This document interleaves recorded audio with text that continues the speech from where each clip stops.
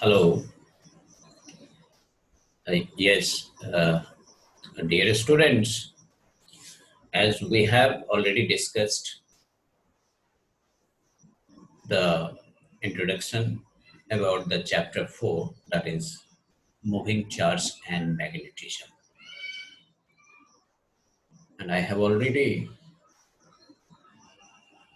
explained that the basic source of magnetism in this universe is moving charge.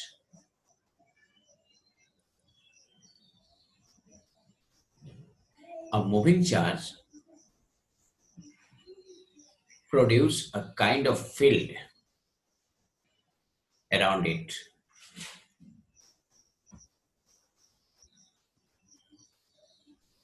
other than electric field. So we can say that charge produce two kind of field around it. One field is independent of the relative motion of the charge and other is dependent on the relative motion of the charge. So field that depends on relative velocity of the charge is called magnetic field. As soon as charge come to rest, magnetic field vanishes, but electric field will be there whether charge is at rest or in motion. So it was the Oersted who first time observed that a moving charge behaved like a magnet. That is, when a magnetic compass brought near a moving charge was observed that the compass needle get deflected. So Oersted concluded that there must be something magnetism in a moving charge. That's why compass get deflected because compass is not electrically charged. And even a current carrying conductor is not electrically charged while current is moving. Current is flowing through the conductor. So why compass get deflected without a kind of field or force? Nothing can deflect. So Oersted performed a lot of experiment and then concluded that a moving charge and hence current carrying conductor produce magnetic effect. And this is called magnetic effect of electric current. So magnetism is integrally related with the motion of charge and magnitude of charge itself. So let us have a primary experimental setup that Oersted performed in order to realize magnetic effect of electric current. So H.C. Oersted's experiment, this is the first experiment and I have already shown you the video clips regarding the experiment. So you see here, this is the circuit diagram. And here it is a magnetic compass placed near the current carrying conductor. And you see here, when the key is off, that is no current is flowing through the circuit, then compass would show no deflection. That is, needle, compass needle is parallel to the length of the wire right now. Now, when key is closed, you see here, when key is closed, that is when the key is on, then magnetic compass would deflect. That is, north pole of compass would deflect towards the current carrying conductor and south pole would deflect away from the current carrying conductor. So try to understand.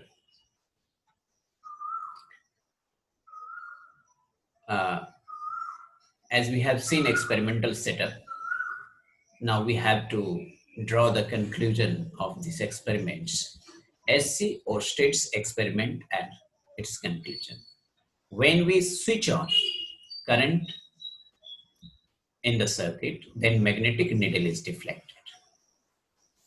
If we reverse the direction of current in the circuit, direction of deflection in the needle also reverse.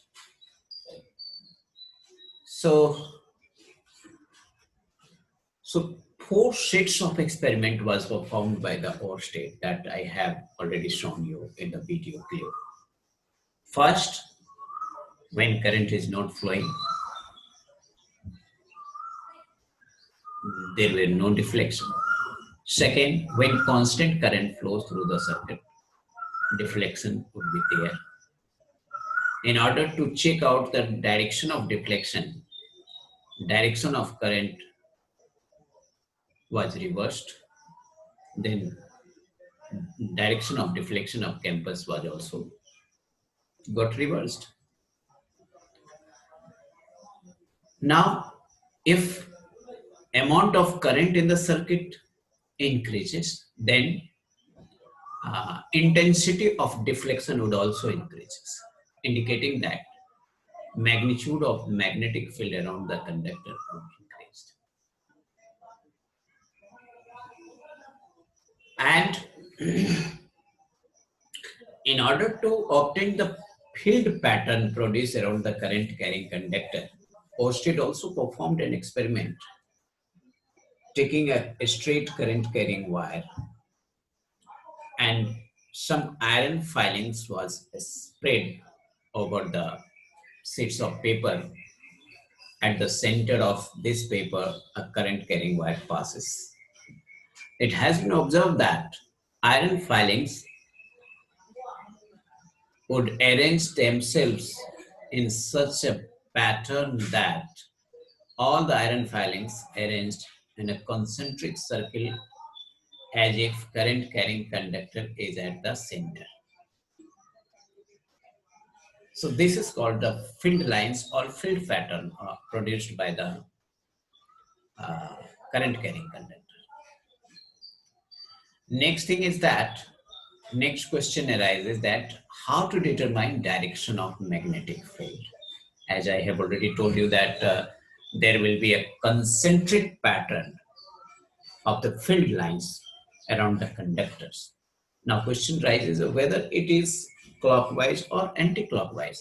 So when you place a current carrying campus above the current carrying conductor and below the current carrying conductor, you will see the direction of deflection would reverse, indicating that at the 2 point, at the top of the conductor, at the below of the conductor, magnetic field would be reversed.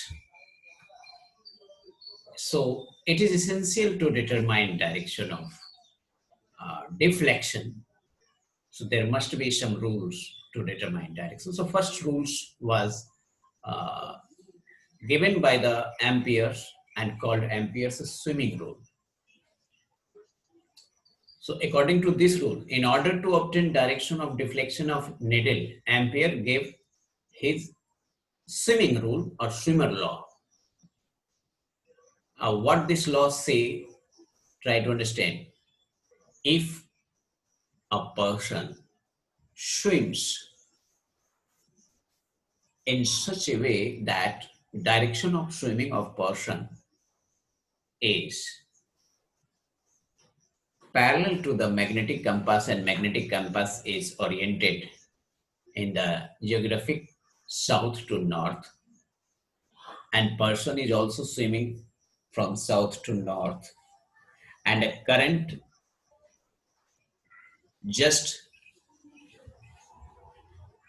above the person or current is assumed to be flowing in such a way that current enters the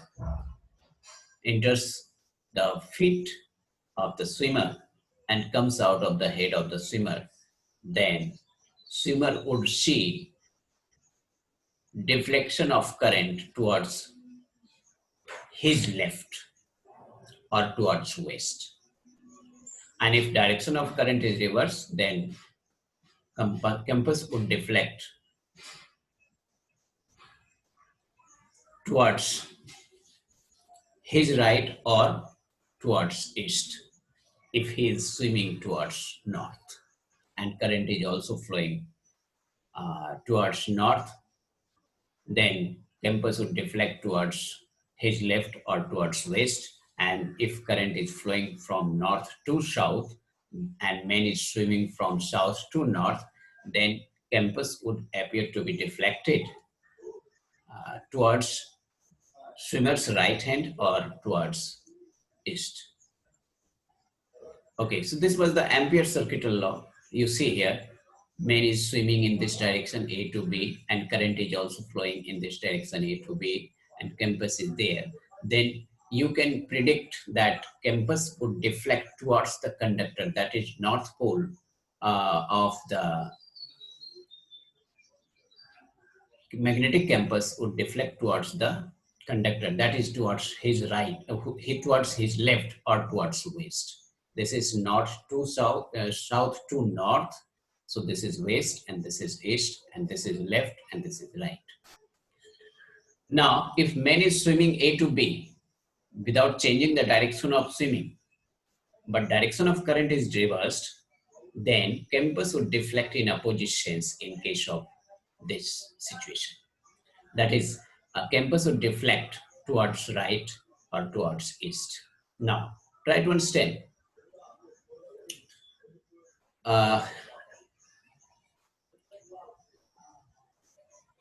Okay.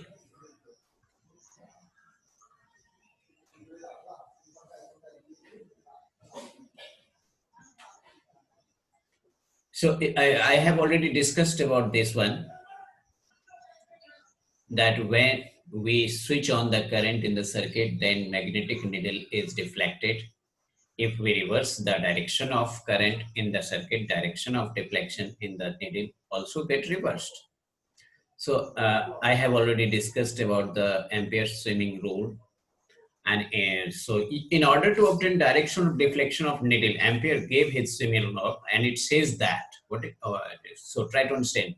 Ampere's swimming law says that if a swimmer is swimming in such a way that current enters through his feet and moves out through his head, then north pole of the magnetic compass would deflect it towards his left hand or towards west. So here is the situation. By the experiment, Ampere's prove that magnetic field is produced around a current carrying conductor. You see here, swimmer is swimming in the parallel direction of the current, then compass would deflect towards his left or towards west. And if swimmer is swimming opposite direction of current, or in opposite direction, and even current is in the direction of swimmer, in that case it will appears to be deflected towards his left. That is, direction of deflection would remain same if both direction of swimming and direction of current is reversed. But if direction of swimmer is reversed and direction of current remains same, then it will deflect in opposite sense. Now, so far we have concluded that a current carrying conductor produces a magnetic effect or magnetic field around it. And we have already discussed about the direction and determination of direction. So now we have to know about magnitude of magnetic field produced by current carrying conductor. On what factor magnitude of magnetic effect depends on. So far we have discussed about the magnetic effect of current, and primary experimental setup describes that yes, there is a magnetism around a current carrying conductor that causes deflection, uh, kept deflection in the campus placed nearby the conductors. Next question is that why deflection changes when we place the campus above the conductor, below the conductor, or dextral side of the conductor. This indicates that magnetic field lines would be a closed loop there. That's why uh, direction of deflection at the point above the conductor, below the conductor, left side of the conductor and right side of the conductor is different. So in order to determine the direction of magnetic field, we can use a law that is a right hand thumb rule or right hand cork screw rule. Already I have discussed all these rules. So most popularly, right hand thumb rule we can use. Now, in order to measure the magnitude of magnetic field produced by the current carrying conductor, Biot-Savart law becomes most important. And you would see here, I have already discussed, but once again, I repeat it. This law helps you in calculating magnetic field at any point due to current carrying conductor. So you would say that Biot-Savart law gives a detailed explanation or mathematical explanation in order to derive magnetic effect, magnitude of magnetic effect produced by the current. Or you can say that magnetism produced around a current carrying conductor depends on what factors. You can find all these questions, answer to these questions in this law. Okay, so try to understand. Let us consider a current carrying conductor. This is the current carrying conductor. And we take a point in the vicinity of current carrying conductor at a distance r. So this is the point where we have to check out a strength of magnetic field or magnetic effect or amount of deflection to be produced.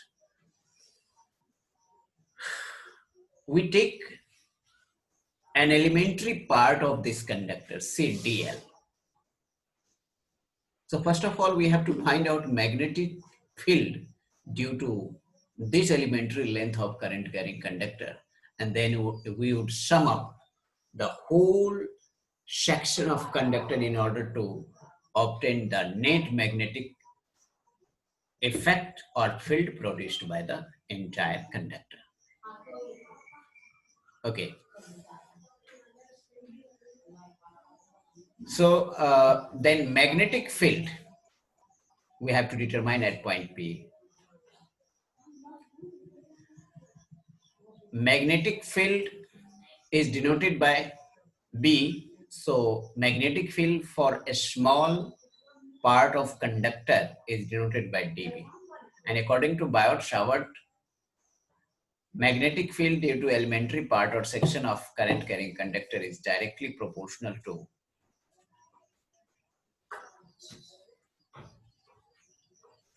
current flowing through the conductor and also directly proportional to length of the conductor at proportional to sine of angle between the conductor, current carrying conductor, and position vector. Sine of angle between the direction of current or current vectors and position vectors. So we see here dB proportional to IDL sine theta and inversely proportional to R square. So our conclusion is IDL sine theta upon R square. I have already discussed all this. So putting a coefficient of proportionality, we get dB equal to mu naught upon 4 pi into I dl sine theta upon r square. This is Biot-Savart law. In vector form, it is denoted by this one. I have already discussed. So Maxwell's right-hand rule gives the direction of magnetic field. And what does Maxwell's right-hand rule say?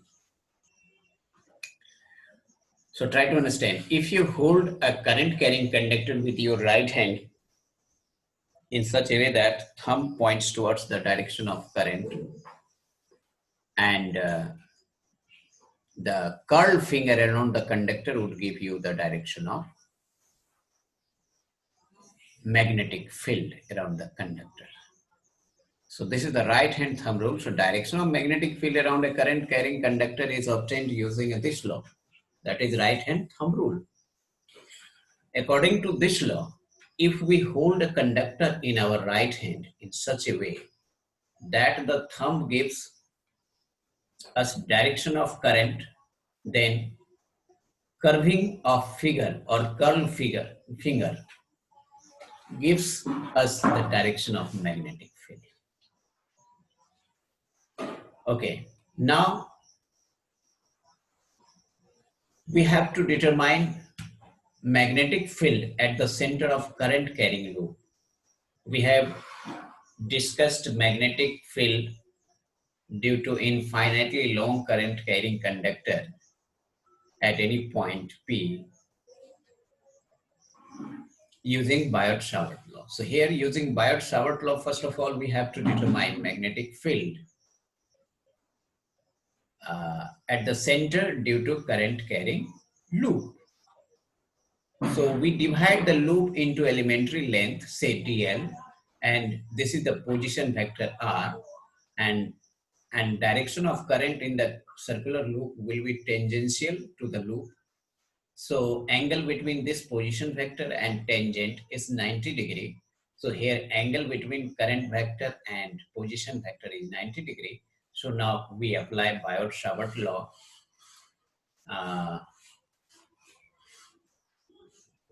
Using the same formula, let we have a circular loop of radius r carrying current I.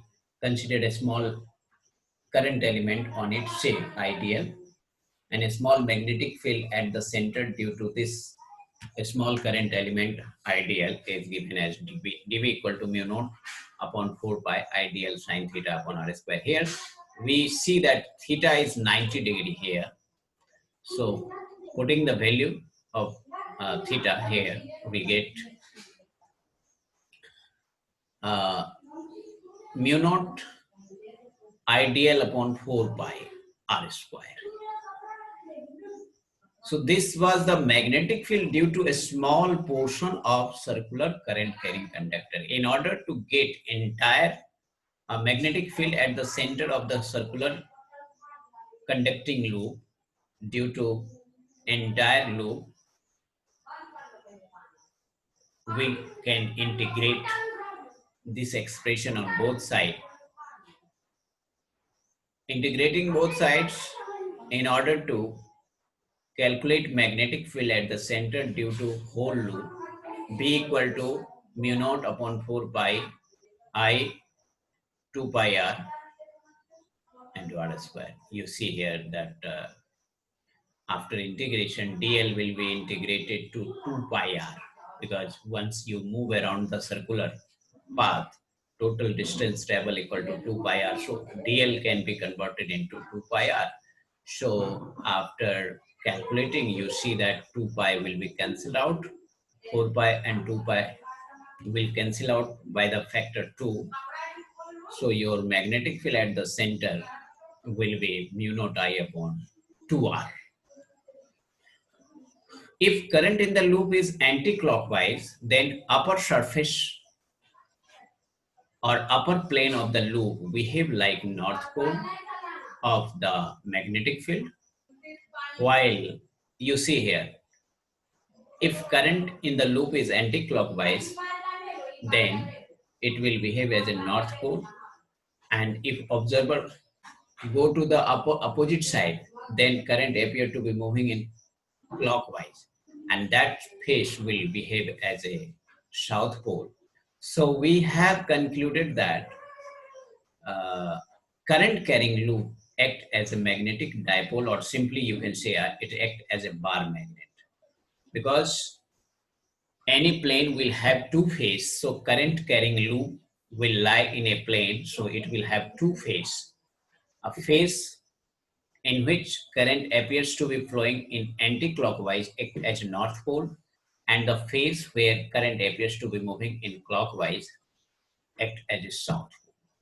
So for the same loop, if we move in opposite side, we would see that current flowing in one side anti-clockwise, in other side clockwise.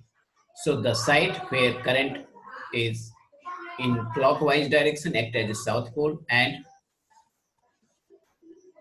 on the other hand, the phase where current is flowing in anti-clockwise act as a north pole. So a single current carrying loop act as a magnetic dipole or bar magnet. Now come to the portion, some applied portion question. If a current in the wire is I, then calculate magnetic field at the center. You see, this is curve arc of a circle with radius R1 and R2. Okay. So try to understand here. Here we have many circular arc. So we have to calculate magnetic field due to each and every circular arc at point O. At point O. And then we add up vector sum of magnetic field with each and every arc would give you the net magnetic field at point O. So let us start. This is the question. If current in the wire is I, then calculate magnetic field at the center. This is the question. You have to do nothing but what? Calculate magnetic field due to each and every arc, and then you would add up in as a vector sum of magnetic field produced by each and every arc. Okay. Now, if current in the wire is high, then calculate magnetic field at the center. So this is the solution here. Solution to the above question. You see, radius of outermost loop is R1. Once again, you can see figure. Outermost loop is R1 and innermost loop is R3. So there are 1, 2, 3 arc. So you see here. So radius of outermost loop is R1 and current is clockwise. So magnetic field due to it at the center will be given as B1 equal to mu naught upon 4 pi into IR1 into alpha. Alpha is here angle that arc makes at the center. As we have already calculated that due to entire circular loop, magnetic field is equal to mu naught I upon 2R. Then what about the magnetic field due to arc of a circle, or due to arc of a circular conductor? In that sense, we take the angle subtended by the arc, and as angle increases, length of arc also increases, so magnetic effect also increases. So and next thing is, this is the magnitude of magnetic field, and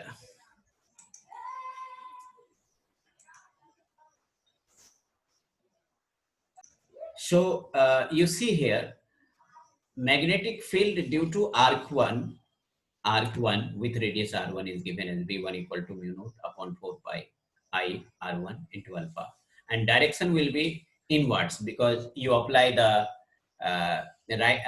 right hand thumb rule. You see here in this arc current is flowing clockwise. So if you apply the right hand thumb rule, you will see that magnetic field due to this arc at the center will be into the plane. So direction of this field will be inwards. Now come to the point. Radius of middle loop is R2 and current is anti-clockwise. You see here. Here current is anti-clockwise in second loop. So magnetic field at the center will be upwards or outwards. And so radius of middle loop is R and current is anti-clockwise. So magnetic field due to it at the center would be given as B2 equal to mu naught upon 4 pi I R2, because angle will remain same. So only and current is also same. So only magnetic field will change due to radius. So here R2 is smaller, so magnetic field will be greater due to second R, and direction will be outwards. Now next field is due to third portion of the arc. So radius of innermost loop is R3 and current is here again clockwise. So its magnetic field at point O or at center will be inwards. So we have seen that the magnetic field due to third arc is mu naught upon 4 pi I into R3 into alpha, because the angle will remain same for all the arc. You see here alpha will remain same for all the arc only, and current is also same for all the arc, only radius changes. That's why magnetic field changes, and direction of current through the arc will decide the direction of magnetic field. So here we see that magnetic field due to outermost arc and due to innermost arc is in the same direction, that is inwards, and while magnetic field due to middle arc is outwards. So direction of magnetic field will be considered while adding up the magnetic field due to each and every arc. That is vector sum of field is to be determined. So net magnetic field at the center will be obtained by vector sum, not algebraic sum. You must say vector sum. That is B vector B equal to B1 plus B2 plus B3. So here B2 is in opposite direction to that of B1 and B3. That's why placing the value of magnitude of B1, B2 and B3 and with sign convention, you see here that mu naught upon 4 pi I and alpha are common to all. So taking all this common, and so we have in bracket 1 upon R1 minus 1 upon R2 plus 1 upon R3. So net field will be inwards, because innermost is inwards, outermost is also inwards. So innermost has least radius, so magnetic field will be greatest due to innermost, because same current is flowing through this and same angular arc is there. So magnetic field due to innermost will be highest and magnetic field due to outermost will be lowest. So sum of innermost plus outermost will be higher than that of the middle one. Therefore, net magnetic field will be inwards. Now come to the point, magnetic field at a point on the axis of a circular loop. This was the single loop. This was the single loop. You see here, this was the single loop. And we determine magnetic field at the center. But if we move away from the center on axial line of this loop, then what will happen to magnetic field due to this current carrying loop? That is to be determined right now here.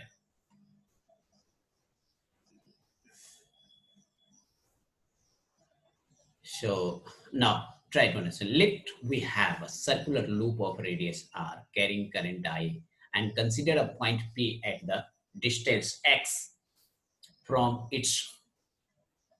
it on the axis of the loop. That is an imaginary line passing through the center of the circular loop and is perpendicular to the plane of the loop is called axis of the loop. Now consider a small current element, as we have already discussed that first of all divide the current carrying conductor into a small or elementary parts and then determine magnetic field due to elementary part, and after that integrate magnetic field due to this elementary part under certain limit according to situation in order to get the net magnetic field due to entire part of the conductor. So here conductor is a circular loop So we have to first of all divide the loop into a small elementary part, say dl length of the loop, and then multiply this elementary part with the current I, then it will behave as a current vector or elementary current vectors. And then we find out magnetic field due to this elementary current vector. Say magnetic field is dB, and after getting the expression for elementary magnetic field due to elementary current, then we integrate this elementary magnetic field due to elementary current under limit, and then we obtain the entire magnetic field due to entire current conductor. So look at this is the situation. This is the circular loop carrying current in anti-clockwise sense. This is anti-clockwise sense as we are observer looking over the loop from the above of the plane. So it appears as anti-clockwise. And this is the axis of the loop. You see that this is because it is passing through the center of the loop and is also perpendicular to the plane of the loop. So this is the situation. So join the point with the current element. Your current element is here, say dl length and current I. So I into dl will be current vector. And this is the position vector that joins the current elements and point on the axis where magnetic field is to be determined. So this is the position vector. You can say this is A. Here by mistake it is A. You must denote A as a radius of the loop and R as a position vector of the current elements to the point where magnetic field is to be determined. So try to understand, if this line is making an angle alpha with the central line, you say here, this is the line perpendicular to the axis of the loop, and magnetic field would be perpendicular to both position vector and current element. That's why it will be perpendicular to both axis as well as this. So if this axis is along y-axis and radius of the loop is along y-axis, x-axis, then magnetic field must be perpendicular to both on y-axis and x-axis. So this perpendicular situation is shown in this way. And this makes an angle with this x-axis is alpha. So we resolve this magnetic field dB due to this elementary current. So dBx will be along this direction, dBy will be along this direction. So dBx will be cancelled out because due to half circle, dBx will be in this direction, and due to next half circle, dBx will be in this direction. So this will be cancelled out. So net magnetic effect will be only along axial line. So now try to understand. Join this point with the current elements. If this line making an angle alpha with the central line, then a small magnetic field, that is magnetic field due to elementary part of the loop at the point P on the axial line, is given as dB equal to mu naught upon 4 pi I dl sine theta upon r square. Here r is what? Distance between ideal and point. So this r is here A. But you, in order to prepare notes, you must place A here and place R here. Okay. Now try to understand. So this is our expression. Now what is theta here? Try to look at the figure here. You see that the angle between current elements and position vector is 90 degree. Here it is 90 degree.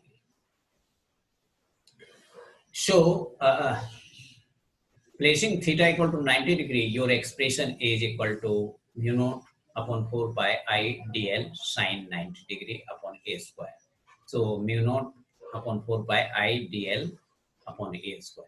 Now a square can be eliminated because applying Pythagoras theorem, this is x perpendicular or base, and this is perpendicular. So hypotenuse equal to a square equal to x square plus r square. So a equal to root under x square plus r square. So our expression is this one. So eliminating a in terms of this, we get our expression is this one. And I have already explained that resolving, you see here, so far we have explained all this and you would have understood well. Now try to understand. Uh, dB mu naught upon 4 by ideal upon a square acting along pk. You look at the figure. pk, that is acting along pk, along pk in this direction. Because this portion is cancelled out, so only net magnetic field is along pk, that is along axial line. So dby is equal to db sine alpha. You see here, this is the angle alpha and this is db. So this dB can be resolved into two directions, along x-axis and along y-axis. So here dbx and dby. So you see here dbx, dby equal to db sine alpha and dbx equal to db cos alpha. For whole ring, sum of component along x-axis will be 0 because due to half circle, this component is in positive x-axis and due to next half circle is in opposite direction, so their sum will get 0. But due to component along y-axis, net magnetic field is obtained by integrating, you see here,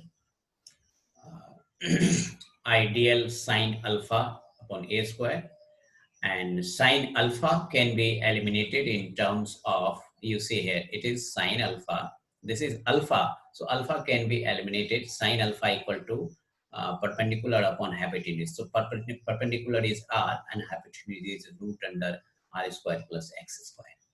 So you place this here. Okay. So placing sine alpha equal to r upon a, we get this one. So our expression becomes mu naught upon 4 pi I into summation dl r square upon aq. Now, after integrating dl becomes 2 pi a or 2 pi r. That is circumference of the circle or the current carrying loop. So 2 pi r into 4 pi will give the result 2. That is 2 pi r is on the numerator and 4 pi is in the denominator. So they will cancel out, giving a factor 2. So by equal to mu naught upon 2 into I r square into aq. Now you can replace aq in terms of root under r square plus x square. So your result is this one. Okay. So net magnetic field due to current carrying loop at a point on the axial line is obtained by this. So you can write this as mu naught I upon 2 into r square plus x square into whole to the power 3 upon 2.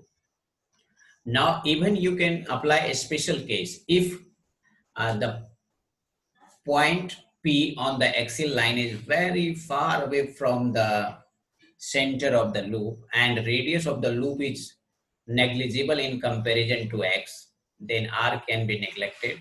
Then our expression would be mu naught I upon 2 x cube and at the top r square. So mu naught I r square upon x cube. And next step is if x is negligible in comparison to this, then you will get mu naught I upon 2r. So this was the expression for magnetic field at the point on the axial line due to current carrying loop. And we have applied the law, Biot-Savart law. But we can also apply another law that can be used to determine magnetic field due to current carrying conductor. And this law is more symmetrical and fundamental then Biot-Savart law. This law is called Ampere's circuital law. As you would have studied in first chapter, Gauss law and Coulomb's law. So Gauss law is more convenient and fundamental law in comparison to Coulomb's law. Similarly, here, Ampere's circuital law is more fundamental and convenient in comparison to Biot-Savart law. Biot-Savart law cannot be comfortably applied to every shape and size of conductor in every situation, but Ampere's circuital law can be applied in case of a symmetrical situation. So this is more fundamental. So now we have to discuss about Ampere's circuital law is important, and it serves the purpose. That purpose was served by the Biot-Savart law. That is, using Ampere's circuital law, we can find out magnetic field due to current carrying conductor. And Biot-Savart law also used to determine magnetic field due to current carrying conductor. Then why do we need the two law? So try to understand here. This is the simplest law. We can apply this law everywhere, and with less effort, we can get magnetic field or magnetic wave more accurately. So let us first learn about what is Ampere's circuital law. It helps us calculating magnetic field at any point around a current carrying conductor. So try to understand. This is the situation. Circular current carrying conductor. This is magnetic field line. And this is a straight current carrying conductor. So at a distance r from the current carrying conductor, we have to determine magnetic field all around the conductor. If you place the magnetic compass here, compass would be directed in this direction. If you place here, direction will go on changing. So after moving the compass from here to here, you will see that compass would rotate it through an angle of 360 degree, indicating that magnetic field line is magnetic field line forms a closed loop.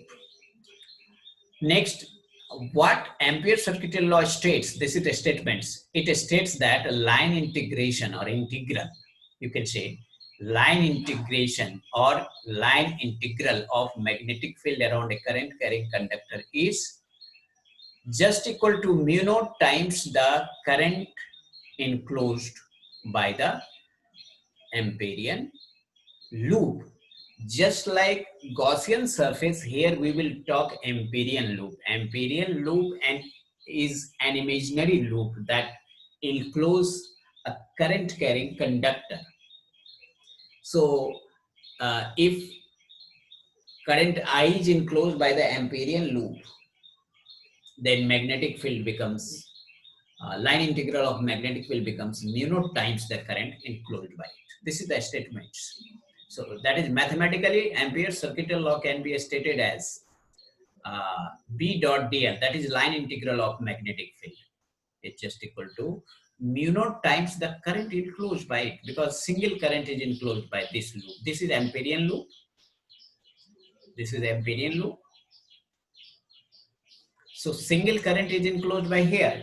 If there are several conductors enclosed by this loop, carrying current I1 plus I2 and I3, then net current enclosed by this loop is I1 plus I2 plus I3. So we write here mu naught times I1 plus I2 plus I3. Now, so far we have understood the statements of Ampere's circuital law. Now we need to prove.